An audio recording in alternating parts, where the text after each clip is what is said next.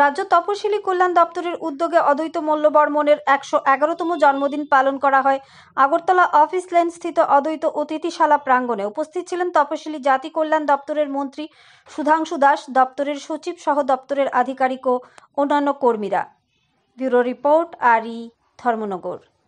আজকে বিশিষ্ট সাহিত্যিক কালজয়ী উপন্যাসিক অদ্বৈত মল্লবর্মণজির 111তম জন্মবার্ষিকী। এই উপলক্ষে আজ আমরা আগরতলাস্থিত অদ্বৈত অতিথিশালাতে ওনার মর্মর মূর্তিতে পুষ্পার্ঘ অর্পণ করেছি, শ্রদ্ধা নিবেদন আমরা করেছি। আজকের দিনে প্রতি বছর অত্যন্ত উৎসাহ এবং উদ্দীপনার সহিত ওনার জন্মদিন আমরা পালন করে থাকি এবং বিশেষ করে ওনার মূল যে প্রোগ্রামটা হয় আমাদের রাজ্যভিত্তিক, এটা হয় মেলাগড়ের ক্যাম্পতলি এলাকাতে। তো আপনারা জানেন আজকের দিন পর্যন্ত ন্যাশনাল মর্নিং চলছে, কারণ আমাদের প্রাক্তন প্রধানমন্ত্রী ডক্টর মনমোহন সিংজি তিনি প্রয়াত হয়েছেন, যার কারণে যেহেতু ন্যাশনাল শোক দিবস রয়েছে 7 দিন ব্যাপী, তাই আজকের প্রোগ্রাম যেটা আমাদের হওয়ার কথা ছিল এটাকে আমরা পোস্টপোন করেছি এবং আগামীকালকে সেই প্রোগ্রাম হবে। তাই আজকে আমরা শুধুমাত্র ফর্মাল ওনাকে ফ্লোরাল ট্রিবিউট দিয়েছি বা পুষ্পার্ঘ অর্পণের মাধ্যমে শ্রদ্ধা জানিয়েছি। আগামীকাল ক্যাম্পতলিতে আমাদের যে নলচর বিধানসভা কেন্দ্রে সেখানে আমাদের মূল অনুষ্ঠান অনুষ্ঠিত হবে।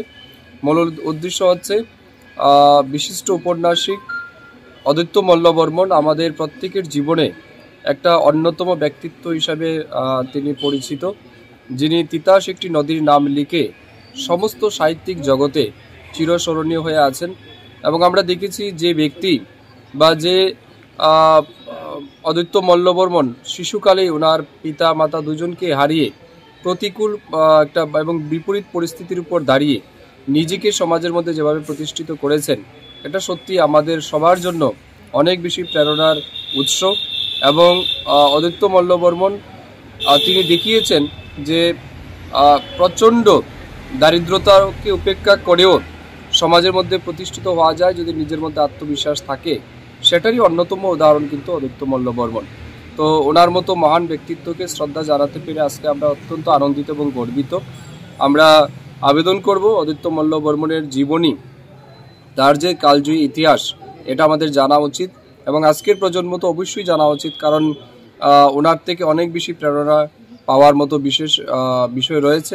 তাই আমি আবেদন করব ওনার ইতিহাস পড়ার জন্য, জানার জন্য। অদ্বৈত মল্লবর্মণ আমাদের প্রত্যেকের জীবনে তিনি চিরস্মরণীয় হয়ে থাকবেন, আমাদের চিন্তনে মরণে তিনি সর্বদা থাকবেন। আজকের এই শুভ জন্মদিনে আমরা ওনার জন্মবার্ষিকী থেকে আমার হৃদয় থেকে অনেক শুভেচ্ছা এবং আমার শতকোটি প্রণাম আমি নিবেদন করছি, শ্রদ্ধা নিবেদন করছি।